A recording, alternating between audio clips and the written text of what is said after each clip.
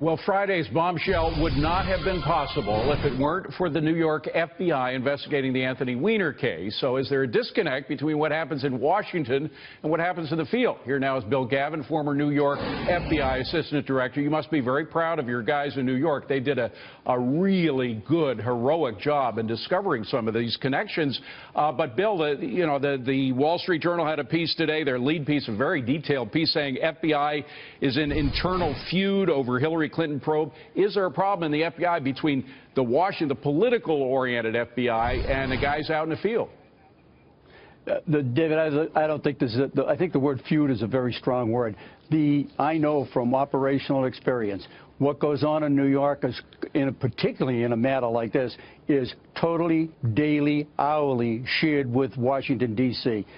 Because the supervisors there, the people in charge there, they want to make sure we get a uniform product.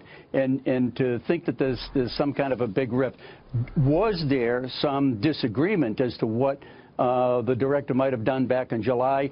Certainly there was, but not to the point of insurrection. Well, one of the points of disagreement apparently had to do with the Clinton Foundation. A lot of the agents were finding stuff that was revealing to them when they were investigating first the Clinton emails and perhaps even the Anthony Weiner investigation, but they were begged off by the folks in Washington. That's something where the field agents wanted to go deeper and Washington didn't. Well, I can assure you that the investigation concerning the foundation is not a dead investigation. That's going to continue to go on. If there's something there, they will ferret that out and do something with it right now. Well, that's very interesting. Bill, do you know that from talking to agents or what? I will say that I have a good suspicion that that's exactly what's going on right now. All right. Now, the other thing is this guy, Andrew McCabe. I don't know Mr. McCabe himself. He's a second in command at the FBI. His wife, as I'm sure you've read, was involved in this state Senate race in Virginia.